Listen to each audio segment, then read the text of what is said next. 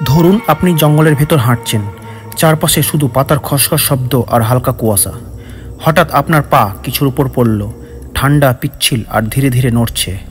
আপনি বুঝে ওঠার আগেই সেটা আপনার চারপাশে পেঁচিয়ে ধরতে শুরু করলো এবং প্রতি সেকেন্ডে আপনার শ্বাস নিতে কষ্ট হচ্ছে।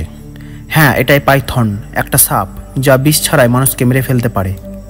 পাইথন আসলে এক পরিবারভুক্ত সাপ, যার মধ্যে আছে Burmese Python, African rock Python, reticulated Python ইত্যাদি। সবচেয়ে বড় প্রজাতি রেটিকুলেটেড পাইথন প্রায় 30 ফুট পর্যন্ত লম্বা হতে পারে, যা একটা বাসের অর্ধেক দৈর্ঘ্যের সমান।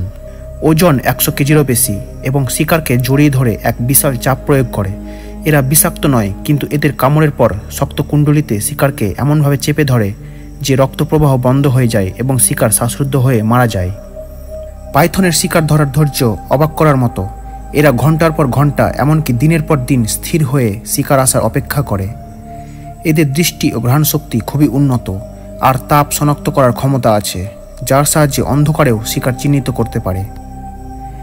একবার শিকার কাছে এলে বিদ্যুতের গতিতে ঝাঁপিয়ে পড়ে, দাঁত দিয়ে আটকে ফেলে এবং কুণ্ডলিতে জড়িয়ে ফেলে।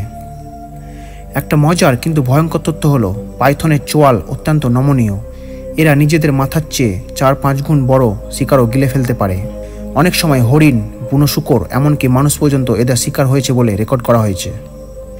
পাইথন শুধু জঙ্গলে নয়, গ্রাম, কৃষিজমি, এমনকি শহরের কাছাকাছি এলাকায়ও দেখা যায়। Bangladesh, Bharat, Myanmar, Thailand, Indonesia থেকে শুরু করে আফ্রিকা, বিশ্বের বহু জায়গায় এদের বসবাস। কিন্তু সব পাইথনই বিপজ্জনক নয়। প্রকৃতপক্ষে এরা পরিবেশের জন্য খুব গুরুত্বপূর্ণ। ইঁদুর এবং ছোট স্তন্যপায়ী প্রাণীর সংখ্যা নিয়ন্ত্রণে রাখে, যা কৃষির জন্য খুব উপকারী। তবে যখন মানুষ এদের পোষ মানায় বা অবৈধভাবে শিকার করে, তখনই সমস্যা তৈরি হয়। একটা ঘটনা ঘটেছে ফ্লোরিডার এভারগ্লেডসে। সেখানে বার্মিজ পাইথন অবৈধভাবে পোষা প্রাণী হিসেবে আনা হয়েছিল।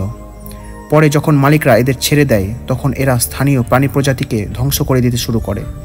আজ সেই অঞ্চলে পাইথনের সংখ্যা নিয়ন্ত্রণের বাইরে চলে গেছে। পাইথনের শক্তি এতটাই ভয়ঙ্কর যে বিজ্ঞানীরা হিসাব করেছেন এরা প্রতি বর্গ সেন্টিমিটারে প্রায় 14 কেজি চাপ সৃষ্টি করতে পারে, মানে একটি মাঝারি আকারের গাড়ির টায়ারের চাপের চেয়েও বেশি। এই শক্তির কারণে একবার যদি পাইথন শিকারকে ধরতে পারে, তাহলে বাঁচার সম্ভাবনা প্রায় শূন্য। তাহলে পাইথন কি শুধু নীরব হত্যাকারী নাকি প্রকৃতির এক অপরিহার্য অংশ? কমেন্টে অবশ্যই জানান। আর যদি আপনারা এই চ্যানেলে প্রথম হন, তাহলে অবশ্যই চ্যানেলটি সাবস্ক্রাইব করবেন।